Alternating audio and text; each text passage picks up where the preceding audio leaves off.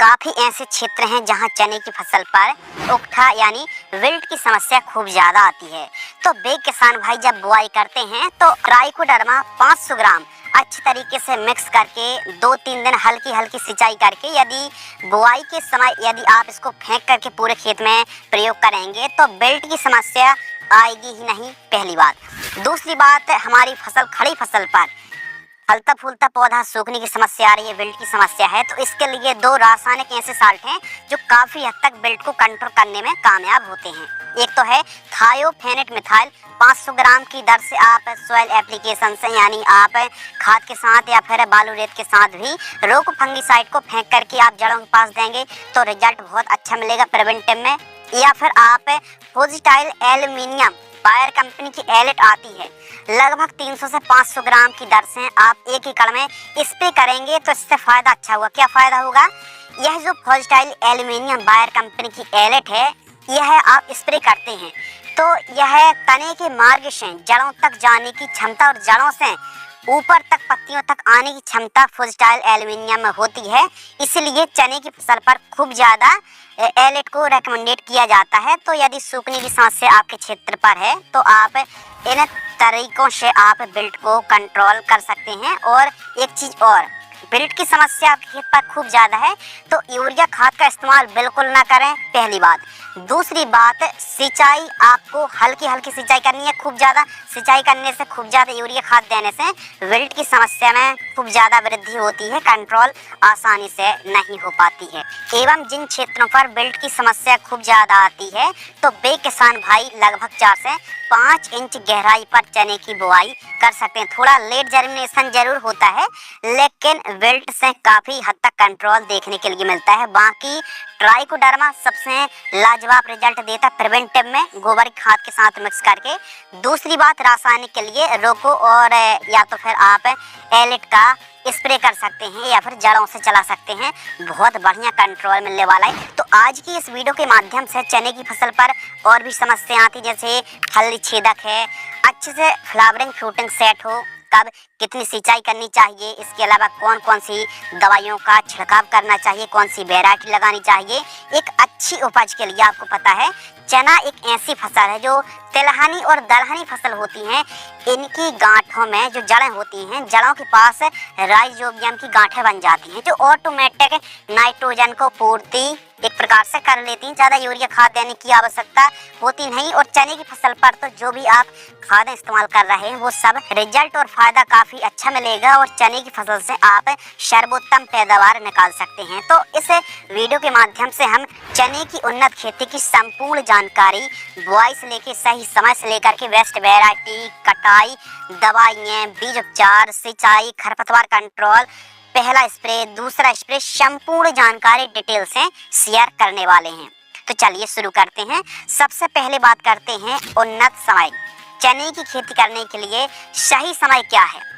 चना एक ऐसी फसल है, कम पानी यानी असिंचित क्षेत्रों पर भी चने को लगाया जाता है, लेकिन आपके पास 1 से 2 सिंचाई है तो और भी ज़्यादा पैदावार मिल सकती है। एक सिंचाई कब करनी चाहिए, 2 सिंचाई की व्यवस्था है तो कब कब करना चाहिए, इसकी जानकारी भी साझा करने वाले हैं। और चना एक ऐसी फसल है, असिंचित दशा पर भी आप चने को निकाल सकते हैं, अच्छी उपज निकाल सकते हैं। चने की बुआई करने का सही समय शुरू होता है 15 अक्टूबर से लेकर के 10 नवंबर के बीच में, लेकिन अक्टूबर का जो लास्ट सप्ताह होता है यह सबसे बेस्ट माना जाता है। यानी अक्टूबर मध्य या फिर अक्टूबर के लास्ट सप्ताह में आप चने की बुआई कर दीजिए, बहुत बढ़िया जर्मिनेशन देखने के लिए मिलेगा। उन्नत किस्में चने की ओवरऑल जैसे सेंट्रल जोन पर हमारे मध्य प्रदेश पर खूब ज़्यादा अच्छी पैदावार यह किस्में दे रही हैं, महाराष्ट्र में भी खूब ज़्यादा पॉपुलर यह किस्में बनी हुई हैं और एमपी की यह टॉप वैरायटी है। इन किस्मों से खूब अच्छी पैदावार आप निकाल सकते हैं। नंबर 1, पूषा मानव चने की वैरायटी को आप लगा सकते हैं। यह किस्म भी सर्वोत्तम और अधिकतम पैदावार देने में कामयाब है। यदि आप बढ़िया तरीके से मैनेजमेंट करते हैं तो पूषा मानव से भी आप अधिकतम पैदावार निकाल सकते हैं। नंबर 2, फूले विक्रम, यह भी काफ़ी लाजवाब वैरायटी है। फूले विक्रम को भी आप लगा सकते हैं। दफ्तरी 21, इसको भी काफ़ी किसान पसंद करते हैं और आज भी इसका उपज क्षमता पैदावार बहुत अच्छी है दफ्तरी 21 की। RVG 202 और जीजे जो 123 चने की वैरायटी आती है, यह भी काफ़ी लाजवाब वैरायटियों में से एक है। तो इस वीडियो में हमने जो 5 वैरायटी के बारे में बात करी, इनकी पैदावार खूब बढ़िया देखने के लिए मिलती है। खेत की तैयारी, सबसे पहले 1 से 2 बार कल्टीवेटर से बढ़िया प्लोविंग करा लीजिए, मिट्टी को भुरभुरी करा लीजिए। अच्छे से खेत की तैयारी करेंगे तो फिर जर्मिनेशन भी खूब अच्छा होने वाला है। बढ़िया खेत की हमने तैयारी करा ली। यदि आपकी जो मिट्टी है इसकी पीएच वैल्यू, जैसे पंजाब हरियाणा की जो सॉइल है, इनकी पीएच वैल्यू 8.5 के ऊपर रहती है, 7.5 8.5 के ऊपर रहती है।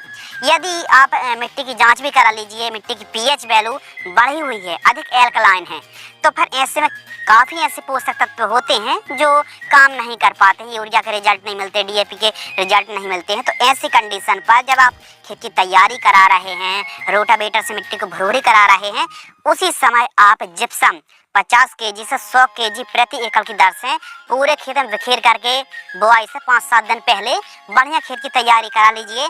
यह जो जिप्सम होता है, यह मिट्टी को सुधारक या फिर मिट्टी के पीएच को कंट्रोल करता है, उत्पादकता को बढ़ाता है। तो ये तो बात हो गई कि पीएच को बैलेंस करने की टेक्निक।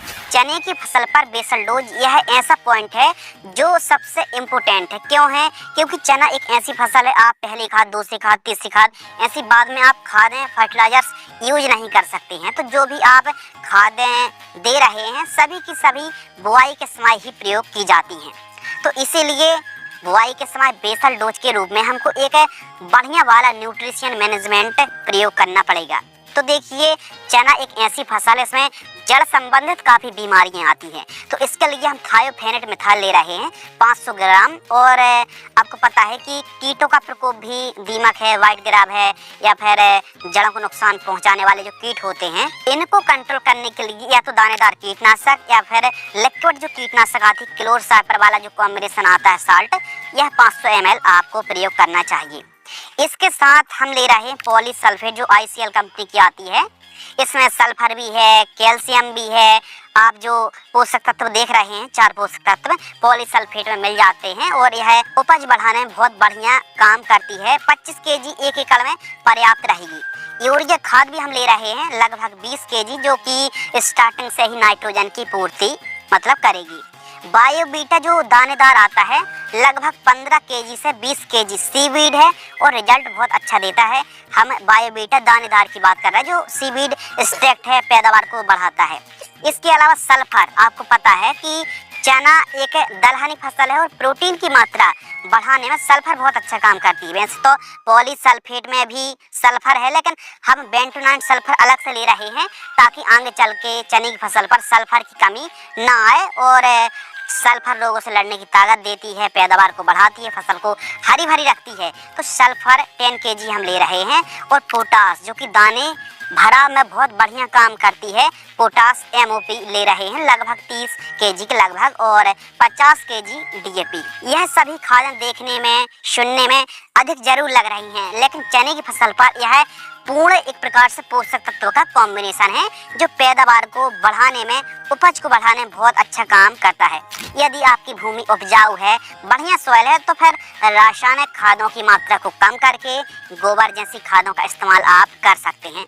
तो इन सभी खादों को एक एकड़ में प्रयोग करना है बेसल के समय जब आप बुआई कर रहे हैं। अगला पॉइंट शुरू होता है प्रति एकड़ सीड्स। एक एकड़ में कितना हमको बीज की आवश्यकता पड़ने वाली है। तो बुआई के लिए 30 किलोग्राम से लेकर के 35 केजी तक एक एकड़ में सीड्स की बुआई बहुत अच्छी मानी जाती है। और जब आप बुआई कर रहे हैं तो बुआई से पहले कहीं से भी, आप घर का हो चाहो आप खरीद के सीड्स ला रहे हैं, बीज उपचार जरूर कीजिए। बीज उपचार करने से सबसे बड़ा फायदा होता है कि सूखने की समस्या नहीं आती है, जर्मिनेशन बढ़ जाता, अधिक से अधिक जो सीड्स रहते हैं वो जर्मिनेट होते हैं, हरी भरी फसल रहती है, जड़ों में फंगस नहीं लगते हैं और बढ़िया अंकुरण, बढ़िया फसल बुआई से लेकर के 40-50 दिन तक जो जड़ में लगने वाले फंगस हैं हमारी फसल को बचाती हैं यह दवाई। तो कोई भी एक दवाई से आप बीजों को उपचार आप कर सकते हैं। जैसे BASF कंपनी की जो इंश्योर परफॉर्म के नाम से दवाई आ रही नई है, 2 ml की दर से आप बीजों को उपचार कर सकते हैं। इसके अलावा वाइब्रेंस इंट्रीगल सिजेंटा की या फिर यूपीएल कंपनी की इलेक्ट्रॉन, इनमें क्या खास है, आपको अलग अलग मेथड से अलग अलग 3-4 दवाइयों से बीज उपचार करना पड़ता था, यानी FIR पद्धति से आपको बीज उपचार करना पड़ता था। अलग से कीटनाशक, अलग से फंगीसाइड, अलग से बैक्टीरियासाइड। तो आपको यह वो दवाई हैं जो कि आपको सभी के सभी जो भी जरूरत पड़ने वाली दवाइयों की वो एक साथ 3 साल्ट दिए गए हैं, जो कि हमारी फसल को प्रोटेक्ट करते हैं, सीड्स को। इनमें से कोई भी एक फंगीसाइड से आपको बीज उपचार जरूर करना चाहिए, खर्चा कम और रिजल्ट बहुत बढ़िया देखने के लिए मिलते हैं। इसके अलावा दूरी है बहुत ज़्यादा जरूरी, क्योंकि आगे चल के पौधा फैलाव में बढ़े, अच्छी स्पेसिंग रहे। चने की बुआई करते समय लाइन से लाइन की दूरी 30 सेंटीमीटर रखें, पौधे से पौधे की दूरी 5 से 7 सेंटीमीटर, और जो गहराई है 4 से 5 इंच, 4 इंच, 3-4 इंच गहराई पर आपको बुआई करनी चाहिए, जो भी आप एवरेज बुआई कर रहे हैं। तो इस प्रकार आपको पंक्तिबद्ध तरीके से ही चने की बुआई करनी चाहिए। चने की फसल पर सिंचाई, यानी यह एक ऐसी क्रॉप है, अनएरीगेटेड क्रॉप मानी जाती है, लेकिन आपके पास सिंचाई के साधन हैं तो पैदावार बढ़ने वाली है। लेकिन सिंचाई चने की फसल पर पानी जहर के समान होता है, यदि सही समय पर ना दिया गया हो तो पैदावार बढ़ने की बजाय उल्टी घट जाती है। तो सिंचाई कब करें? सबसे पहले तो पलेवा कर लीजिए, पहली बात। दूसरी बात, आप बुआई कर दीजिए।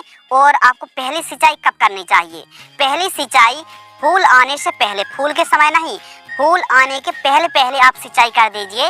इससे फ्लावरिंग अच्छे से सेटिंग होंगी और फ्रूटिंग भी बहुत बढ़िया, दानों का भराव होने वाला है। तो कम से कम आप पहली सिंचाई 35-40 दिन में, और दूसरी सिंचाई फूल आने से पहले या फिर जब दानों का भराव हो रहा हो उससे पहले आप सिंचाई कर सकते हैं। बस फूल अवस्था में चने की फसल पर भूल कर भी सिंचाई मत कर देना, पैदावार घट जाएगी। और वैसे भी चने की फसल पर यूरिया खाद और अपनी सिंचाई बहुत ही लिमिटेड मात्रा में और संतुलित मात्रा पर ही प्रयोग की जाती है। तो फूल आने से पहले पहले आप सिंचाई कर सकते हैं, तो रिजल्ट अच्छे मिलेंगे यदि सिंचाई के साधन उपलब्ध हैं। तो अगला पॉइंट शुरू होता है खरपतवार नियंत्रण, यानी वीड कंट्रोल। तो मार्केट में भले आज अलग अलग प्रकार के रासायनिक खरपतवार को कंट्रोल करने के लिए चने की फसल पर दवाई जरूर आ गई हैं, थोड़ा नुकसान पहुंचाती हैं, पैदावार को घटाती हैं, मिट्टी को भी काफ़ी ज़्यादा नुकसान पहुंचाती हैं। और चने की फसल पर खरपतवार नाशक स्प्रे करने से जो हाइट है वो दब सी जाती है। फिर हम पानी, खाद, पोषक तत्व, चिलेटेड माइक्रोन्यूट्रिएंट का प्रयोग जरूर करते हैं, टॉनिक का प्रयोग करते हैं, लेकिन फिर वो खास बात बचती नहीं है। तो इसके लिए जैसे चने की फसल पर सबसे बेस्ट है निराई गुड़ाई, और उन खरपतवार को खेत से बाहर निकालें जो चने की फसल से ऊपर आ चुके हैं। तो उनको मजदूरों की मदद से आप जो चने की फसल से ऊपर खरपतवार आ चुके हैं उनको उखड़वा दीजिए, साफ सफाई करा दीजिए, बढ़िया रहेगा। बाकी खरपतवार नाशक दवाई स्प्रे ना करें। और फिर अधिक से अधिक कमेंट आएंगे इस टॉपिक पर कि नहीं आप दवाई बताइए ही, तो फिर आगे चल के 2-10 दिन बाद आपको वीडियो हम अपलोड कर देंगे चैनल पर। तो चैनल को सब्सक्राइब आप कर सकते हैं यदि इस टॉपिक पर ज़्यादा कमेंट्स आएंगे तो। अब बारी आती है स्प्रेइंग शेड्यूल की। चने की फसल पर स्प्रे शेड्यूल बहुत इम्पोर्टेंट टॉपिक है। क्यों? क्योंकि चने की फसल पर अलग अलग बीमारी आती हैं, जैसे एफिड्स आता है, यह एक रस चूसक कीट है, सफ़ेद मच्छर परेशान करता है, माइट है, हरी इल्ली है, फली छेदक यानी फ्रूट बोरर। तो सभी प्रकार की छोटी बड़ी इल्ली है, तंबाकू इल्ली है, बॉलवर्म है, अलग अलग प्रकार की इल्ली सुंडी का प्रकोप चने की फसल पर होता है, रस चूसक कीटों का प्रकोप होता है। तो टाइम टू टाइम हम सही दवाई का स्प्रे करेंगे तो पैदावार बढ़ेगी। और जो हम कॉम्बिनेशन बताएंगे वो 15 लीटर का जो पंप आता है उसी की दर से डोज बताएंगे, और साथ में कीटों को भी कंट्रोल, फंगस को भी कंट्रोल, और फल फूल की सेटिंग अच्छी हो, फसल हरी भरी रहे। तो कुछ माइक्रो न्यूट्रिएंट हैं, कुछ टॉनिक हैं जो बहुत ही सस्ते दामों में, कुछ वेस्ट वाले कीटनाशक हैं, कॉम्बिनेशन तैयार करके हम चने की फसल पर स्प्रे करेंगे तो रिजल्ट लाजवाब देखने के लिए मिलेंगे। चने की फसल पर फर्स्ट स्प्रे 20 से 30 दिन के आसपास की चने की फसल बुआई से होती है। तो इस समय कौन सी समस्या आती है? हल्की छोटी छोटी हरी इल्लियों का प्रकोप देखने के लिए मिलता है, पत्तियों को खाने वाली इल्ली का प्रकोप होता है। हल्का फुल्का फंगस का प्रकोप ना हो तो प्रिवेंटिव में हम हल्की फुल्की कुछ फंगिसाइड स्प्रे करने वाले हैं, और एक ऐसी टॉनिक या फिर प्रमोटर जो कि चाल ग्रोथ में अच्छा काम करे। तो क्योंकि अब अधिक खादें हमको इस्तेमाल करनी नहीं है, जो भी स्प्रे से जाने वाला है, तो M45 फंगिसाइड ले रहे हैं। जैसे मैंकोजेब है 40 ग्राम के लगभग, PI की ह्यूमिसोल 40 ml, UPL कंपनी की लांसर गोल्ड 40 ग्राम। ना तो कोई हैवी वाली कीटनाशक ली, ना तो कोई हैवी वाली फंगिसाइड ली, बढ़िया हमारा काम हो जाए और फसल काफी दिन तक प्रोटेक्ट रहे, तो यह कॉम्बिनेशन सस्ते में बहुत अच्छा काम करेगा। दूसरा स्प्रे 40 से 50 दिन के आसपास की जब हमारी क्रॉप होती है, तो इस समय इल्लियों का प्रकोप बढ़ जाता है, थोड़ा फंगस का भी प्रकोप बढ़ जाता है। तो इनको कंट्रोल करने के लिए और इस समय हम एक एच टॉनिक लेंगे जो फूलों की संख्या में वृद्धि करे। बढ़िया चाल ग्रोथ हो रही है तो फिर टॉनिक को आप अलग कर सकते हैं। बाकी एक फंगिसाइड जिसमें टेबू और सल्फर, टेबुकोनोजोल और सल्फर का कॉम्बिनेशन किसी भी कंपनी का आप 40 ग्राम ले सकते हैं।